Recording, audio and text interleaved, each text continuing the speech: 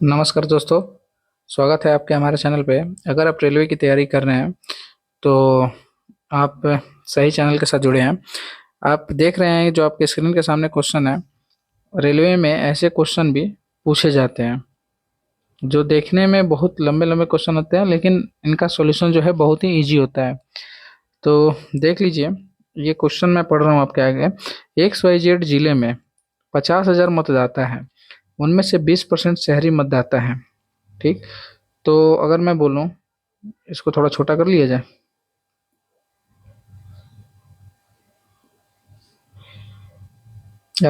देख लीजिए, क्वेश्चन हो गया कि XYZ जिले में 50,000 मतदाता हैं। क्वेश्चन में हमने लिख दिया कितने मतदाता हैं, तो आप बोलिएगा 50,000 कुल मतदाता हैं। उनमें से 20% शहरी मतदाता है, यानी 50,000 का 20% जो है 10,000 जो है वो शहरी मतदाता है, और 80% क्या है, ग्रामीण मतदाता है, यानी 40,000 जो है वो ग्रामीण मतदाता है। किसी चुनाव के लिए 25% ग्रामीण मतदाता जो है शहर चले गए। अब क्या होता है कि इसमें से 25% जो मतदाता हैं वो शहर चले गए, यानी 40,000 का 10,000 मतदाता कहाँ चला गया, शहर। 40,000 का 25% 10,000 होता है ना। आप बोलिएगा बिल्कुल हाँ। तो अब जो है टोटल कितने शहरी हो गए, 20,000। और यहाँ पे लेफ्ट कितने हो गए, ग्रामीण वाले 30,000। ये ग्रामीण है और ये शहरी है। नेक्स्ट कह रहा है, ग्रामीण और शहरी दोनों प्रकार के मतदाताओं में 60% ईमानदार हैं, 70% मेहनती हैं, और 35% ईमानदार होने के साथ साथ मेहनती भी हैं। दो उम्मीदवार हैं, ठीक, ए और बी, चुनाव लड़ते हैं। उम्मीदवार बी को पूरे शहरी वोट मिले हैं, ठीक, यानी उम्मीदवार बी को पूरे के पूरे शहरी वोट मिल गए। अब कह रहे हैं जबकि उम्मीदवार ए को ग्रामीण वोट मिले हैं, यानी कि ए को पूरे के पूरे ग्रामीण वोट मिल गए, लेकिन एक शर्त क्या है कि उन मतदाताओं ने अपना मत नोटा पर भी डाला है जो ईमानदार और मेहनती दोनों हैं, यानी कि ईमानदार और मेहनती, ऑनेस्ट और लेबर कौन है, यानी ईमानदार और मेहनती कहेगा तो आप देखिएगा जो 30% है ना, वो क्या है, ईमानदार और मेहनती दोनों हैं। तो अब आप देखिएगा कि उम्मीदवार ए और उम्मीदवार बी नोटा के पक्ष में क्रमश कितने वोट, यानी तीनों पूछ रहा है, ए को कितने मिले, बी को कितने मिले और नोटा को कितने मिले। तो आप देख लीजिए एक प्रकार से कि जो बी है, बी का अगर मैं 35% बोलूं और 30 का 35% बोलूं, तो बी का, यानी कि देखिए दोनों में से 35% वोट तो नोटा में चले गए, यानी बी का 35% वोट कहाँ चला गया, यानी कि नोटा में चला गया। तो बी का 35% क्या होगा, आप बोलिएगा 7,000। ठीक, 7,000 हो जाएगा ना। और अगर मैं पूछूं कि जो ए का 35% कहाँ चला गया, ये भी नोटा में चला गया, तो ए का 35% कितना होता है, तो आप देखिएगा ए का जो 35% है वो टोटल 10,500 हो जाएगा। निकाल लीजिए, क्योंकि 1% 300, 300 को 35 से गुना कीजिए, 10,500। तो आप टोटल देखिएगा, टोटल जो है नोटा वोट आखिर कितने पड़े, तो आप डायरेक्ट 50,000 का 35% भी निकाल सकते थे, चाहे अलग अलग निकालिए चाहे एक में निकालिए, आना घूम फिर के टोटल नोटा वोट 17,500 ही है। अब जो है क्वेश्चन में आप देखिएगा कि पूछ रहा है कि उम्मीदवार ए को तो कितने वोट मिले, तो उम्मीदवार ए को देखिए टोटल के टोटल ग्रामीण वोट मिल गए थे ना 30,000, लेकिन 30,000 में से 10,500 क्या हो गए, फोकस हो गए। तो आप बोलिएगा बिल्कुल हाँ, तो बचे कितने, 19,500। ये ए को मिल गए वोट टोटल के टोटल, और बी को 7,000 वोट तो उसमें बेकार हो गए, नोटा पे डाले गए थे, तो बचे कितने, 13,000, यानी बी को 13,000। तो आप देखिए ऑप्शन है क्या, ए को 19,500, बी को 13,000 और सी को 17,500, यानी सी कहने का मतलब है नोटा वोट डाले गए जो है वो, यानी इस क्वेश्चन का ऑप्शन नंबर ए। आपने देखा कि कितनी इजी तरीके से बन गया। तो क्वेश्चन लंबे होते हैं लेकिन वो पढ़ने के बाद आपको इजी लगने लगेंगे। उसी प्रकार से जो क्वेश्चन है, इस प्रकार से जितने भी आपका वोटिंग वाला क्वेश्चन है वो एक बार देख लीजिए, मैं आपके सामने लाता हूँ।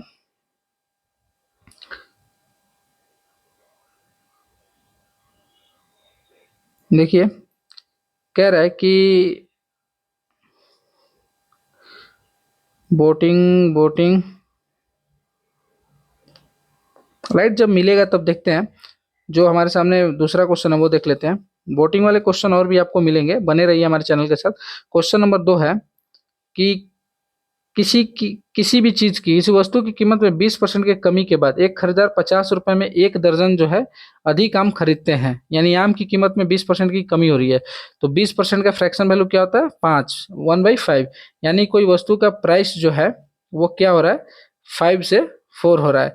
तो जाहिर सी बात है, व्यक्ति जो है वो कितना यूनिट खरीदता होगा? तो 4 यूनिट पहले खरीदता होगा, लेकिन 5 यूनिट अब खरीद रहा है, तब जाके मूल्य जो है उसका सेम रहता है। लेकिन कह रहा है कि एक खरीदार 50 रुपए में एक दर्जन अधिक आम खरीद लेता है, तो प्रति दर्जन आमों की घटी हुई कीमत पूछ रहे हैं अनीस की। तो देखिए, कहने का मतलब है कि यहाँ पे तो 1 यूनिट ही ज्यादा हो रहा है, लेकिन क्वेश्चन में 50 रुपए में क्या कर लेता है? एक दर्जन अधिक खरीद लेता है। यानी 1 यूनिट का वैल्यू, अगर आप देखिए 1 डजन है, तो पहले वो 4 डजन खरीदता होगा, आप बोलिएगा बिल्कुल हाँ। अभी वो कितना खरीद रहा है? 5 डजन। ठीक, तो आप बोलिएगा यहाँ तक तो समझ में आया होगा आपको।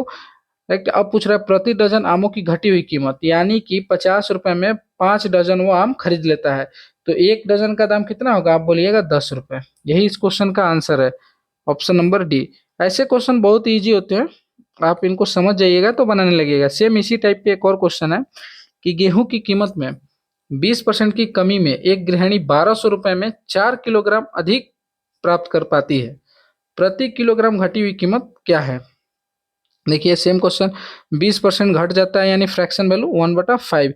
यानी अगर प्राइस की बात करूं तो मैं 5 से कोई 4 होती है, तो कितने यूनिट होता होगा? तो आप जानते हैं उल्टा 4 से 5 यूनिट ये खरीद पाता होगा पहले। लेकिन हुआ क्या कि कीमत जैसे ही घटा, वो 1200 रुपए में कितने किलो खरीद लेता है? तो 4 केजी जो है अधिक प्राप्त करता है, यानी प्लस जितना पहले खरीदता था उससे अधिक 4 केजी खरीदता है। आप देखिए तो यहाँ पे ये एक है ना, यहाँ पे अंतर कितने का है? 1 का।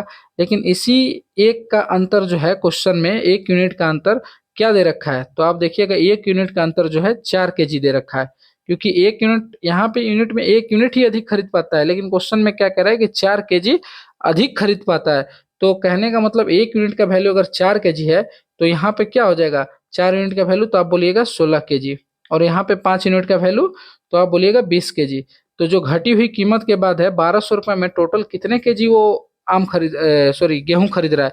तो आप बोलिएगा टोटल 20 किलो खरीद रहा है, यानी 1200 रुपए में वो 20 केजी खरीदता है, तो 1 केजी का दाम कितना होगा? आप बोलिएगा 60 रुपए पर केजी। Option number B. उम्मीद करते हैं ये क्वेश्चन समझ में आया होगा। बढ़ते हैं अगले क्वेश्चन की ओर। देखिए ऐसे टाइप भी आपके क्वेश्चन में पूछते हैं कि एक छात्र ने किसी परीक्षा में 65% अंक प्राप्त किए, परंतु ये अहर्ता अंक यानी कि पासिंग अंक जो है ना, पासिंग अंकों से 20% कम, 20 अंक कम है, यानी कि 65% प्राप्त करने के बावजूद भी वो 20 अंकों से क्या हो जाता है? फेल हो जाता है। तो यानी 65% में 20 अगर जोड़ दूं, मैं क्या कह रहा हूं, देखिए 65% में अगर 20 जोड़ दूं तो क्या वो लड़का पास नहीं हो जाएगा? आप बोलिएगा बिल्कुल हाँ। नेक्स्ट कह रहा है कि दूसरे छात्र ने उसी परीक्षा में 80% अंक प्राप्त किए, और ये अंक पासिंग यानी अर्हता अंकों से 10 अधिक था। यानी कहने का मतलब है कि ये फर्स्ट लड़का है और जो सेकंड लड़का है वो 80% अंक लाता है, वो जो कि पासिंग मार्क्स से कितना ज्यादा है? तो आप बोलिएगा 10 ज्यादा है, क्योंकि 10 अंक अधिक है ना। तो अगर मैं आपसे बोलूं कि इस 80% नंबर में से अगर 10 अंक मैं घटा दूं, तो क्या ये पासिंग मार्क्स नहीं होगा? आप बोलिएगा बिल्कुल हाँ। तो देखिए क्या दोनों आपको सेम नहीं दिख रहा है कि या तो 65% में आप 20 जोड़िए या 80% में 10 घटाइए, दोनों पासिंग मार्क्स ही है। तो मैं अगर इनको इक्वल कर दूं, जैसे 65% में आप 20 जोड़े तो भी पासिंग मार्क्स होता है, या 80% में -10 घटाए तो भी पासिंग मार्क्स होता है। आप बोलिएगा बिल्कुल हाँ। तो परसेंटेज को एक तरफ लेके आ जाइए, और ये जो अंक है उनको एक तरफ, तो इधर 30 हो जाएगा, इधर 15% का वैल्यू कितना आ गया? 30। तो 1% का वैल्यू कितना है? तो आप बोलिएगा 2। तो 100% का वैल्यू 200, यानी कुल अंकों की संख्या क्या होगी? कुल अंक कितने नंबर का होगा? तो आप बोलिएगा 200 नंबर का होगा। Option number A. ये इस प्रकार के क्वेश्चन है जो एक बार आप समझ जाइएगा ना तो आपको इजी लगने लगेगा। नेक्स्ट देख लीजिए इसी टाइप पे, बिमल किसी परीक्षा में 46% अंक प्राप्त करता है, फिर भी परीक्षा में 10 अंक से अनुत्तीर्ण हो जाता है। यानी 46% अंक प्राप्त करने के बावजूद भी 10 अंकों से वो फेल हो जाता है। यानी 10 अंक अगर मैं इसमें जोड़ दूं तो क्या ये पासिंग मार्क्स नहीं हो जाएगा? आप बोलिएगा बिल्कुल हाँ। यदि वो 52% अंक प्राप्त करता तो उसे न्यूनतम योग्यता अंकों से 8 अंक अधिक प्राप्त होते। यानी अगर 52% अंक अगर वो प्राप्त करता ना, तो इसमें कह रहा है कि उस जो न्यूनतम पासिंग अंक है, यानी कि जो न्यूनतम पासिंग मार्क्स है, उससे 8 अंक अधिक आते हैं। तो 52% में से अगर मैं 8 घटा दूं, तो ये भी पासिंग मार्क्स नहीं हो जाएगा? आप बोलिएगा बिल्कुल हाँ। तो देखिए इन दोनों को मैं सेम कर देता हूं, यानी 46% में 10 जोड़ दीजिए तो भी पास, और 52% में 8 घटा दीजिए तो भी पास। परसेंटेज को एक तरफ लेके चले जाइए, इधर 10 + 8 18, और 52 - 46 कितना हो जाएगा? 6। तो आप देखिएगा 1% का वैल्यू कितना आ गया? तो आप बोलिएगा 3। तो टोटल जो परीक्षा में उत्तीर्ण होने के लिए आवश्यक न्यूनतम अंक पूछा है, न्यूनतम अंक पूछा है, तो टोटल जो परीक्षा है वो 300 नंबर का है ना? आप बोलिएगा बिल्कुल हाँ। तो देखिए 300 नंबर का आप 46% निकाल दे, उसमें 10 जोड़ दे तो भी आपका आंसर आ जाएगा, या 52% निकाल के 8 नंबर घटा दीजिए। तो मैं क्या कर रहा हूँ, मैं 46% निकाल रहा हूँ। अगर एक पर देखिए 300 है तो इसका 1% क्या हो जाएगा? 3। तो 46 को 3 से गुना कर दीजिए तो 46% निकल जाएगा। तो आप बोलिएगा बिल्कुल हाँ। यहाँ पे क्या हो जाएगा? 138, यानी 6×3 = 18, 4×3 = 12, 1 13, 138। तो यहाँ पे देखिए 138 जो है वो 46% है, 46% है। अब इसमें क्या है कि इसमें 10 जोड़ना पड़ेगा तब जाके पासिंग मार्क्स मिलेगा, यानी 138 में 10 अंक जोड़ा तो टोटल कितना हो जाएगा? 148। यानी ऑप्शन नंबर सी इस क्वेश्चन का आंसर है। यानी परीक्षा में उत्तीर्ण होने के लिए जो विमल है उसको कितना नंबर लाना पड़ेगा? तो 148 नंबर लाना पड़ेगा। नेक्स्ट इसी टाइप से सेम क्वेश्चन होगा। देखिए जैक को एक परीक्षा में 45% अंक प्राप्त हुए, मैं अब वैसे नहीं लिखूंगा, और वो 18 अंकों से अनुत्तीर्ण हो गया। देखिए 45% लाता है और 18 अंकों से अनुत्तीर्ण हो जाता है। तो मैं बोलूँ 45% में 18 जोड़ दिया तो वो पास हो जाएगा? आप बोलिएगा बिल्कुल हाँ। उसने 65% अंक प्राप्त किए होते तो उसे परीक्षा में उत्तीर्ण करने के लिए आवश्यक न्यूनतम अंकों से 6 अंक अधिक मिलते। यानी अगर 65% में अगर मैं 6 घटा दूं तो क्या वो पासिंग मार्क्स नहीं हो जाएगा? आप बोलिएगा बिल्कुल हाँ। तो उस परीक्षा में कोई कितने अधिकतम अंक प्राप्त कर सकता है? यानी अधिकतम अंक यानी फुल मार्क्स पूछ रहा है। फुल मार्क्स कितने का है? तो देखिए सिंपल सा है, इधर 18 + 6 हो जाएगा, इधर 65 में से 45 जाएगा, कितना बचेगा? आप बोलिएगा 65 है, 45 है तो 20, 20%। यानी अगर मैं बोलूँ 18 × 24, यानी 20% का जो वैल्यू है वो कितना है? तो 24। तो आप बोलिए अगर 5 से दोनों साइड से गुना कर दिया जाए तो क्या 100% का नंबर नहीं निकल जाएगा? आप बोलिएगा बिल्कुल हाँ। यानी 20×5 है या 24×5 120। यानी टोटल जो है फुल मार्क्स जो है उस एग्जाम का कितना है? 120। क्वेश्चन नंबर आपका जो भी है उसका आंसर सी है। नेक्स्ट इसी टाइप का देखिए चुनाव वाले क्वेश्चन है, मैं बोला था कि चुनाव वाले क्वेश्चन आपको मिलेंगे। इसमें कह रहा है कि एक चुनाव में केवल 2 उम्मीदवार हैं, ठीक है, उम्मीदवार ए और उम्मीदवार बी। विजयी उम्मीदवार को कुल मतों के 48% मत प्राप्त हुए, यानी जो जीतता है उसको जीतने वाले को कितना मिलता है? 48%। और उसके विरोधी उम्मीदवार को 6800 मत प्राप्त हुए, यानी कि जो हारा उसको कितने मत प्राप्त हुए? हारने वाले को 6800, जो कुल मतों के 34% के बराबर है, यानी ये 34% के बराबर है। कुछ मत जो है असामान्य थे। तो विजयी उम्मीदवार को कितने मतों से जीता और अमान्य मतों की संख्या क्या थी? देखिए अगर ये 34% है तो क्या ये टोटल, अगर मैं बोलूँ टोटल कुल मतदाता कितने थे, तो 34% का वैल्यू अगर 6800 है तो आप सीधे सीधे नहीं बता सकते कि 100% का जो वैल्यू है आप 1% का निकालिएगा तो 200, तो 100 का 20,000, यानी कुल मतों की संख्या कितनी है? 20। और 20,000 में से विजय कुल मतों के कितने मिले? तो विजय को जो है, विजय जो भी जीता है उसको 48% मिले, यानी कि मैं अगर बोलूँ तो इसको 9600 मिला है टोटल वोट, 6800 मिला है जो हारा है। तो आप देखिए कितने हो गए, ये डबल जीरो, ठीक, 8 6 14 और 9 6 15 1 16, यानी 16,400 तो जो मत है वो एक जीतने वाले को मिला और एक हारने वाले को। तो अवैध मत कितने हो गए? तो आप बोलिएगा अवैध मत जो हुए हैं वो 3600 हुए हैं। 3600 क्या हो गए? अवैध मत। तो अब मैं बोलूँ कितने मतों से जीता है, तो देखिए अब यहाँ पर 3 चीजें निकल गई कि जीतने वाले को कितना मिला? 9600, हारने वाले को 6800, और यहाँ पे अवैध कितने हुए? तो 3600। तो देखिए हारने वाले को अगर 6800 मिला है, जीतने वाले को 9600, तो कितना ज्यादा मिला है जीतने वाले को? तो 9600 में से 6800 घटा दीजिए, डबल जीरो, 16 में से 8 गया 8, 8 में से 2 गया, यानी 8 में से 6 गया 2, यानी 2800 मतों से वो जीता है। 2800 मतों से जीता है, 3600 मत जो है अवैध है, यानी ऑप्शन नंबर डी। उम्मीद करते हैं ये क्वेश्चन भी आपको समझ आया होगा। अगला क्वेश्चन है सेम, दो उम्मीदवारों के बीच एक चुनाव में नामांकित मतों में से 75% ने अपना मत डाला, ठीक है। 100% जो मतदाता हैं उनमें 75% जो है अपना मत डालते हैं, जिसमें से 2% क्या होते हैं, घट जाइए, यानी अवैध घोषित कर दिया गया।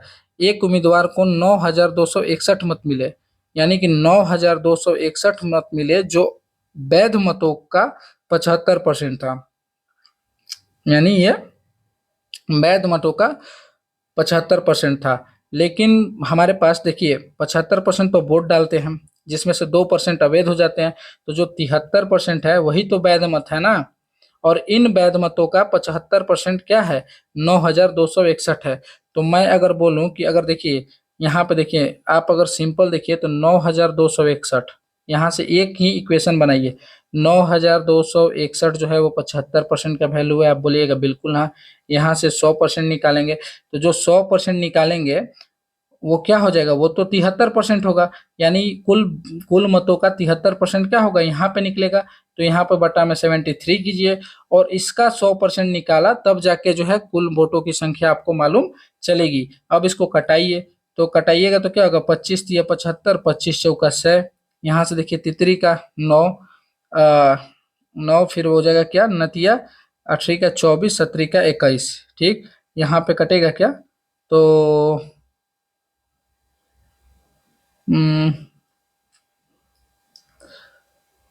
तितरी 3 3 6 तितरी का 9 3 12 3 15 3 18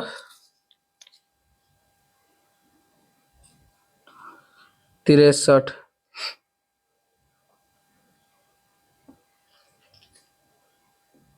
इक्वेशन तो हमारा सही है, लेकिन कहीं पे गलती है। दो उम्मीदवारों के बीच एक चुनाव में, अब से पढ़ते हैं इसको, चुनाव में नामांकित मतों का 75% ने अपना वोट डाला, जिसमें से अरे यार, जिसमें से बोल रहा है, यानी क्वेश्चन में कुछ नहीं था, आप अगर सॉल्व करना चाहिए तो 2 मिनट का चीज है, देख लीजिए इसको भी। कह रहे हैं ना कि जो 75% वैध मत जो वोट डाले हैं, इनका 2%, यानी कहने का मतलब है जो इसका 2% है वो अवैध निकल गए, तो 2% जो है इसका अवैध निकल गया। तो अगर मान लेते हैं कि कुल मत कितना था, कुल मत अगर एक्स था, तो एक्स का 75% का 98%, आप देखिएगा ये क्या हो गया, वैध मत हो गया, टोटल वैध मत हो गया ना, वैध मत हो गया। और जो वैध मत का 75% है, जो वैध मत का 75% है, वो क्वेश्चन में दे रखा है 9261। ऐसा आपका इक्वेशन बचेगा बनेगा, और जो जिसको सॉल्व कीजिएगा तो आपका आंसर 16,800 आएगा। आप इसको सॉल्व करके देख लीजिएगा, थोड़ा मिस्टेक हो गया था हम लोग को देखने में। नेक्स्ट देख लेते हैं इस क्वेश्चन को। अगला क्वेश्चन है कि एक चुनाव में वोट देने के हकदार 90% लोगों ने अपना मत डाला, और 90% वोट डाले गए 80% वोट वैध हैं, विजेता को 60% वैध वोट मिले।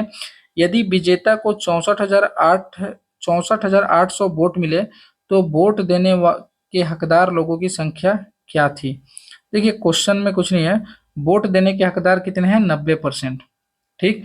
अपना मत डाले थे, जिनमें 80% वोट क्या हो, वैध हो गए, यानी विजेता को 60% वोट वैध वोट मिले। और विजेता को टोटल यदि विजेता को 64,800 वोट मिले तो वोट देने, देखिए सिंपल वही क्वेश्चन है।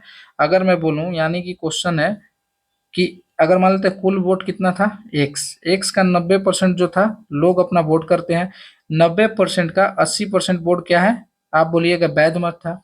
80% में से विजेता को कितना मिले, आप बोलिएगा 60%, जो किसके बराबर था, 64,800। अगर आप इसको कटाइएगा, 1 2 3, 3 जीरो से 1 2 3 जीरो खत्म। और नेक्स्ट देख लीजिए, इधर नेक्स्ट है, मैं अगर बोलूँ तो 9 8 है, 8 9 72, 72 गुना 6 कितना होता है, 6 दूनी का 12, 7 42 1 43, यानी इतना हो गया ना, 7 42 1 43, यानी 432। कटेगा क्या, यहाँ से कटा के देखते हैं, यहाँ से कटाते ना, 6 से 6 कम 6, 8 6 48, 00, 8 से कटेगा, तो आप बोलिएगा बिल्कुल हाँ। तो 8 है कम 8, 8 का 24, 8 5 40, राइट। 9 से कटेगा, हाँ 9 से भी कटेगा, तो 9 से कटा लेते हैं। तो 9 से कटने के लिए 9 एकम 9, 9 पचे 45, यानी 150, यानी एक्स बराबर 150, और 2 1 3 जीरो बचा है जो इधर जाके लग जाएगा, यानी कि 1.5 लाख जो है वोट इसके कुल है। तो आपको अगर इक्वेशन बनाना आ गया इस प्रकार के क्वेश्चन में तो आप इजिली सॉल्व कर सकते हैं। नेक्स्ट देखिए, एक क्वेश्चन है कि किसी परीक्षा में अर्थशास्त्र में 41% विद्यार्थी क्या हुए, फेल हो गए। ठीक, भूगोल में 35% विद्यार्थी फेल हो गए, इतिहास में 39% विद्यार्थी जो है वो भी फेल हो गए। इन तीनों विषयों में 5% विद्यार्थी अनुत्तीर्ण हुए थे। अर्थशास्त्री और भूगोल में 14% विद्यार्थी अनुत्तीर्ण हुए, भूगोल और इतिहास में 21% विद्यार्थी अनुत्तीर्ण हुए, इतिहास और अर्थशास्त्र में 18% विद्यार्थी अनुत्तीर्ण हुए। उन विद्यार्थियों का प्रतिशत ज्ञात कीजिए जो केवल अर्थशास्त्र में फेल हुए थे। सिर्फ फेल का बात किया है तो क्वेश्चन इजी हो गया। देखिए, यानी कि इकोनॉमिक्स अर्थशास्त्र 41% क्या होते हैं, 41% फेल होते हैं। उसके बाद बोल रहा है यानी ज्योग्राफी, हिस्ट्री में 35% फेल हो गए। उसके बाद बोलता है हिस्ट्री यानी कि इतिहास में 39% फेल हो गए। अब नेक्स्ट कर रहा है कि इन तीनों विषयों में यानी English plus geography plus economics, geography और हिस्ट्री में 5% फेल हुए हैं। नेक्स्ट कह रहा है कि इन तीन अर्थशास्त्र यानी इकोनॉमिक्स प्लस ज्योग्राफी में 14% फेल हुए। नेक्स्ट ज्योग्राफी प्लस हिस्ट्री में 21% फेल हुए। नेक्स्ट कह रहा है कि आप इतिहास और अर्थशास्त्र यानी हिस्ट्री और इकोनॉमिक्स में आप देखिएगा 18% विद्यार्थी उत्तीर्ण हुए। तो क्वेश्चन में आप देखिए सिंपल सा है कि उन विद्यार्थियों का प्रतिशत ज्ञात कीजिए जो केवल अर्थशास्त्र में फेल हुए हैं। देखिए, इतना होने के बाद अगर आप इसका डायग्राम बना सकते हैं ना तो आपके लिए क्वेश्चन जो है बिल्कुल इजी हो जाएगा। देखिए मैं क्या बोल रहा हूँ, यहाँ पे एक डायग्राम बनाइए, एक ऐसे बनाइए और एक ऐसे बनाइए। यानी अगर यहाँ पे एक हिस्ट्री है, यहाँ पे ज्योग्राफी है और यहाँ पे पहले इकोनॉमिक्स लिख देते हैं, फिर हिस्ट्री, फिर हिस्ट्री लिख देते हैं। अब जो है कुछ दोनों में फेल हुआ है, दोनों में फेल होने वाले इकोनॉमिक्स प्लस ज्योग्राफी में फेल होने वाले टोटल कितने हैं, तो आप बोलिएगा 14%। ठीक, दोनों में फेल हुए हैं, लेकिन मैं इसको भरूंगा नहीं, छोड़िए, इसको आप खुद ही फिल कीजिएगा। देखिए अब क्वेश्चन क्या है ना कि आप तो देखिए तीनों में फेल होने वाला कितना है, तो आप बोलिएगा 5% जो है तीनों में फेल हुआ है। ठीक, लिख दिया। और ये जो इकोनॉमिक्स में है टोटल 41% फेल हुआ है, ज्योग्राफी में 35% फेल हुआ है और हिस्ट्री में 39% फेल हुआ है। तो देखिए यहाँ पे जो है, अब देखिए 5% इधर हो गया और टोटल जो फेल हुआ है वो कितना फेल हुआ है, तो आप देखिएगा इकोनॉमिक्स प्लस ज्योग्राफी में फेल होने वालों की संख्या 14 है, तो क्या इसका वैल्यू 9 नहीं होगा, आप बोलिएगा बिल्कुल हाँ। ठीक, नेक्स्ट आप इसमें देखिएगा geography plus history, geography plus history में 21% फेल हुआ है, तो 5% तो इधर है, तो कहने का मतलब है कि ये 16 नहीं होगा, आप बोलिएगा बिल्कुल हाँ। नेक्स्ट अगर आप देखिएगा हिस्ट्री प्लस इकोनॉमिक्स में 18% फेल है, तो 5% तो इधर मैंने लिख दिया, तो क्या ये 13 नहीं होगा। अब क्वेश्चन में पूछा है उन विद्यार्थियों का प्रतिशत ज्ञात कीजिए जो केवल इकोनॉमिक्स में फेल हुए हैं, तो देखिए 13 5 18, 18 9 कितना हो गया, तो आप बोलिएगा 27%। तो भैया ये विषयों में इधर वाले में फेल हुए हैं। केवल 41% में से अगर 27 घटा दीजिएगा तो क्या ये इकोनॉमिक्स में फेल होने वालों की संख्या नहीं निकल जाएगी, आप बोलिएगा बिल्कुल हाँ, घटाइए, तो क्या हो जाएगा 14। इस क्वेश्चन का आंसर भी 14 है। उम्मीद करते हैं समझ में आया होगा। अगला देख लीजिए, क्वेश्चन है एक होटल में 60% ने शाकाहारी दोपहर का भोजन किया जबकि 30% ने मांसाहारी दोपहर का भोजन किया, 15% ने दोनों प्रकार का दोपहर का भोजन किया। यानी कहने का मतलब एक ये है, एक जो है भैया शाकाहारी करता है और एक जो है मांसाहारी करता है, एक यहाँ पे है जो दोनों करते हैं, यानी 15% दोनों करते हैं। तो ये 45% शाकाहारी इधर होगा और ये 15%। डायग्राम से आपको समझ में आ रहा होगा। अब कह रहा है कि यदि 96 लोग उपस्थित थे तो कितने लोगों ने किसी भी प्रकार का दोपहर का भोजन नहीं किया, तो 15 15 30 और 30 45 कितना होता है 75, यानी 75% लोगों ने खाना खाया। लेकिन अब बोल रहा है कि कितने लोगों ने नहीं खाया, तो 25% लोगों ने नहीं खाया। तो 96 लोग टोटल थे, तो 96 का 25% क्या होता है 1/4, 96 का निकाल दीजिए, 24 का 96, यानी 24 लोगों ने किसी भी प्रकार का खाना नहीं खाया, ऑप्शन नंबर बी। नेक्स्ट, एक कक्षा में 60% बच्चों को गणित पसंद है, 45% को विज्ञान और 25% को गणित और विज्ञान दोनों पसंद। देखिए इस तरह के क्वेश्चन आप अगर एक वन टाइम में बना रहे हैं ना तो आपका परसेंटेज कुछ अच्छा हो गया है, अगर नहीं बना रहे हैं तो फिर आपको अपने परसेंटेज पे ध्यान देने की जरूरत है। देखिए एक तरफ क्या है, एक तरफ मैथ है, एक तरफ साइंस है, कह रहा है और दोनों विषयों में 25% जो आदमी है ठीक ठाक है। इस तरह के क्वेश्चन में जो दोनों विषयों में अव्वल है ना, उनको आप पहले लिख लीजिए। 25% इधर लिख दिया। मैथ में टोटल 60% बच्चे पसंद करते हैं मैथ को, तो 60 में से 25 घटाया तो इधर क्या होगा, आप बोलिएगा 35% इधर। और कह रहा है कि 45% विज्ञान, यानी 45 में से तो 25 इधर है जो दोनों पसंद करते हैं, यानी 20% इधर। अब कह रहा है कैसे, कितने प्रतिशत बच्चे हैं जिन्हें कम से कम एक विषय पसंद है, तो 35 और 20 आप बोलिएगा 55, option number B. Next, 1 minute रुकिए। कम से कम एक विषय पसंद है, ऐसे कितने प्रतिशत के बच्चे हैं जो कम से कम एक विषय, यानी कि अधिक से अधिक नहीं बोला है लेकिन कम से कम। इस तरह के क्वेश्चन को आप किस तरह से कर सकते हैं, तो राइट यही है, कम से कम एक विषय पसंद है किनको है, तो कम से कम एक विषय 35 और 20 आप कह सकते हैं 55। नेक्स्ट पढ़ लेते हैं। नहीं यार 1 मिनट भैया, कम से कम बोला है, कम से कम बोला है ना, तो अधिक से अधिक अगर नहीं दिया है तो 35 + 20 55 + 25 कितना हो जाएगा 80%, यानी ऑप्शन नंबर डी होगा इस क्वेश्चन का राइट आंसर। उम्मीद करते हैं समझ में आएगा, क्योंकि क्वेश्चन में पूछा है कम से कम, अगर अधिक से अधिक पूछता तो आप 55 मार सकते थे। नेक्स्ट देख लीजिए। एक फर्म में पुरुष कार्यकर्ता का औसत वेतन 5200 रुपये है और महिलाओं का 4200 है। सभी श्रमिकों का औसत वेतन 5000 रुपए हैं। फर्म में पुरुष श्रमिकों का प्रतिशत ज्ञात कीजिए। देखिए, औसत वेतन का बात करें तो 5000 जो है औसत वेतन है। पुरुष कार्यकर्ता का औसत वेतन 5200 है और महिला कार्यकर्ताओं का आप जो भी कहिए। देखिए, अगर मान लेते हैं कि एक्स जो है पुरुष है और महिला वाई है, ठीक, मैन और वोमेन, तो 5200 का औसत वेतन यानी एक्स प्लस 4200 का औसत वेतन वाई लिख सकते हैं। ये किसके बराबर है, 5000 एक्स प्लस वाई। आप बोलिएगा बिल्कुल हाँ लिख सकते हैं। तो फर्म में पुरुष श्रमिकों की संख्या पता करनी है ना, तो पता करते हैं।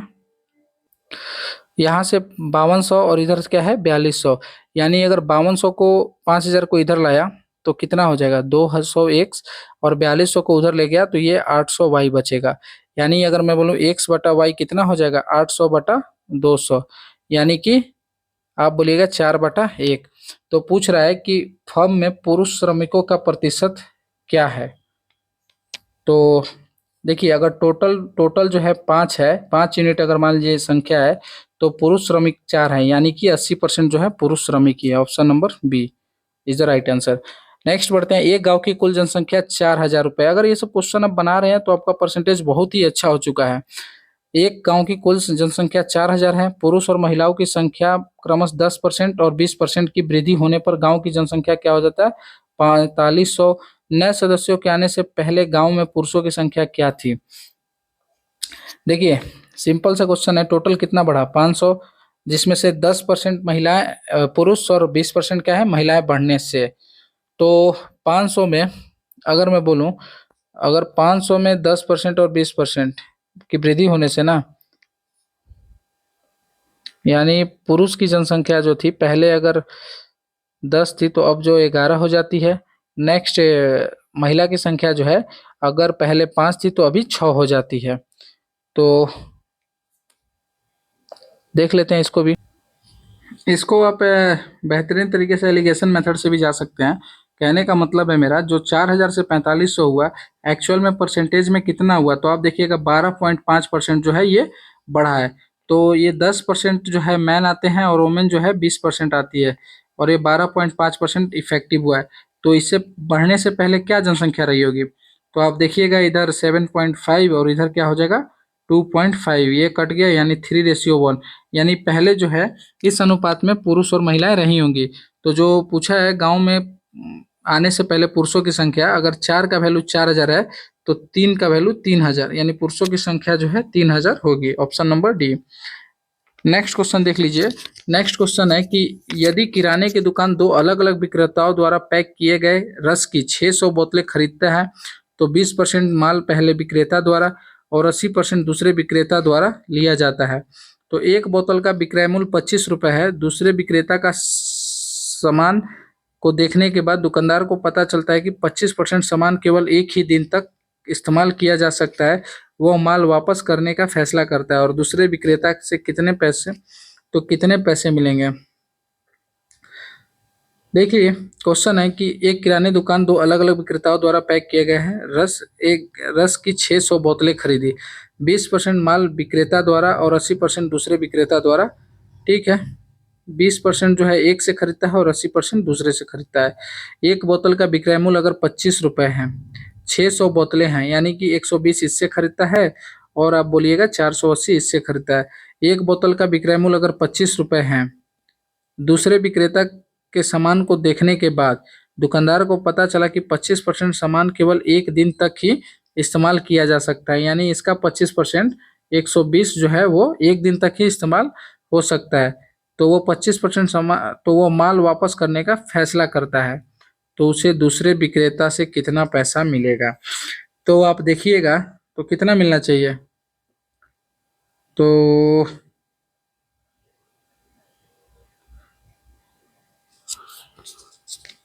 टोटल कितना बेच देता होगा वो? 120 इधर से और इधर से बोले तो 360 यानी 480 और 25 जीरो 25 8 220 25 का 100 यानी 100 1 मिनट यार। सिर्फ एक दिन जो क्वेश्चन में बस इतना ही पूछा है कि जो 120 बोतलें हैं ना जिनको वो वापस रिटर्न करेगा, क्योंकि ये 120 बोतलें जो है एक दिन ही यूज होता है, तो वो क्या करता है इसे रिटर्न करने का फैसला लेता है। तो ये 120 बोतल का दाम कितना है? तो 25 रुपये एक बोतल का दाम है। तो 25 गुना 20 12 25 60 12 दूनी 24 और 3 यानी 3000 रुपये जो है उसे वापस मिलेंगे। आप बोलिएगा बिल्कुल सही, ऑप्शन नंबर सी इस क्वेश्चन का आंसर है। क्वेश्चन पढ़िए और आंसर बनाइए, थोड़ा इजी रहता है। आप अगर थोड़ा सा अगर क्वेश्चन पढ़ने में गड़बड़ा गए तो आपका क्वेश्चन गलती हो सकता है। नेक्स्ट क्वेश्चन देख लीजिए। मॉरिस ने अपनी आय का 25% भोजन पे खर्च किया। इन्होंने 1000 रुपये की वृद्धि उन्हें 1000 रुपये की वृद्धि मिली, लेकिन उन्होंने खाद्य सामग्री पर अपना खर्च नहीं बढ़ाया, अतः उसके भोजन का खर्च 20% कम हो गया। तो उसकी प्रारंभिक आय क्या थी? देखिए, मॉरिस ने अपनी आय का 25% भोजन पे खर्च करने का निर्णय लिया है, ठीक है। ठीक, 25% क्या करता है वो खर्च कर देता है। उन्हें 1000 रुपये की वृद्धि मिलती है, जो भी है उस पर 1000 रुपये की वृद्धि हो गई, लेकिन उन्होंने खाद्य सामग्री पर अपना खर्च नहीं बढ़ाया, अतः उसका भोजन का खर्च 20% कम हो गया। तो 20% कम हो गया तो सिंपल सा बात है, आप देख लीजिए क्या हो जाना चाहिए इसका क्वेश्चन का आंसर। जो 20% कम हुआ है तो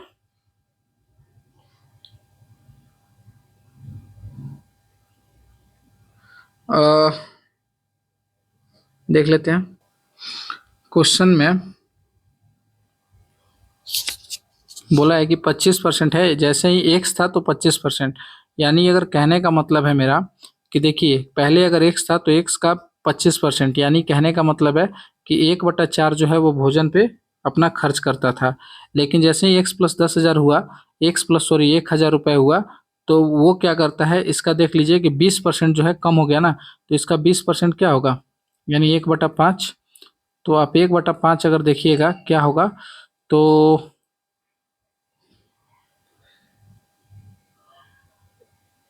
यानी 20 20 5 से